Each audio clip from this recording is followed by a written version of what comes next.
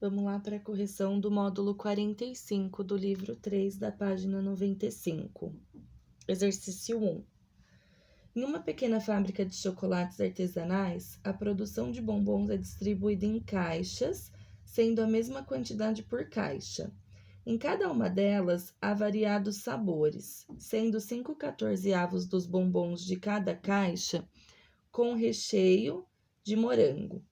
Então, considerando uma produção total de 630 bombons, de todos os sabores, quantos devem ter recheio de morango? Ou seja, o que eu preciso calcular? 5/14 de 630, portanto, uma multiplicação. Se não tem nada embaixo do 630, eu coloco 1.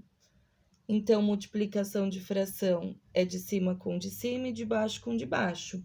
5 vezes 630, 3.150, dividido 14 vezes 1, 14. 3.150 dividido por 14, 225. Significa que do total, 225 devem ser recheados de morango. Exercício 2. Escreva cada item na forma de uma única expressão e calcule seu valor. Letra A. A terça parte significa que eu vou pegar alguma coisa e dividir por 3. Dividir por 3 é a mesma coisa que multiplicar por 1/3. A terça parte de, portanto, multiplicação 1/5 de 60. Então, essa é a minha expressão que eu tenho que resolver. Se embaixo dos 60 não aparece nada, eu coloco 1 e resolvo a multiplicação. 1 vezes 1 vezes 60, 60. 3 vezes 5 vezes 1, 15. E 60 dividido por 15 é 4. Letra B. 3/4 da quinta parte. Então, quinta parte, 1/5 de 1.000.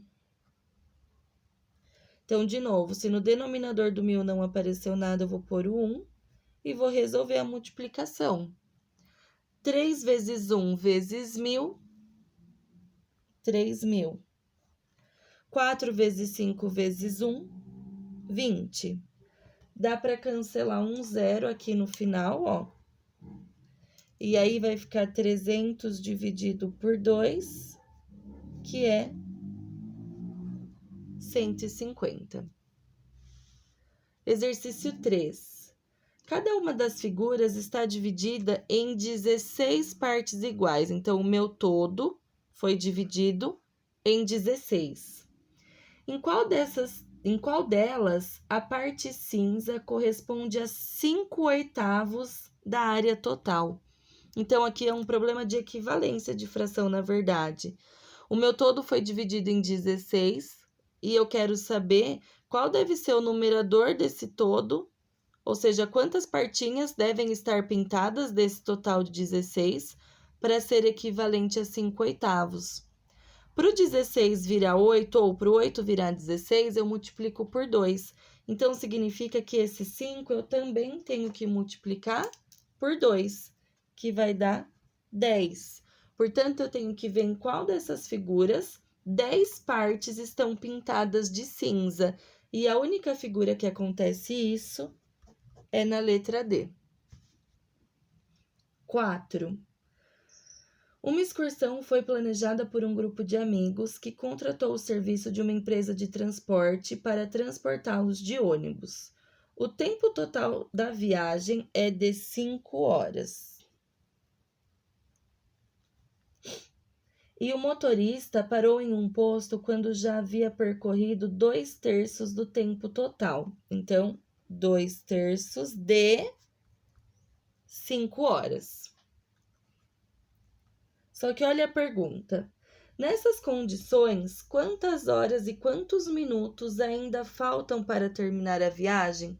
Como ele quer saber em horas e minutos, é mais fácil eu transformar essas 5 horas em minutos antes de fazer o cálculo.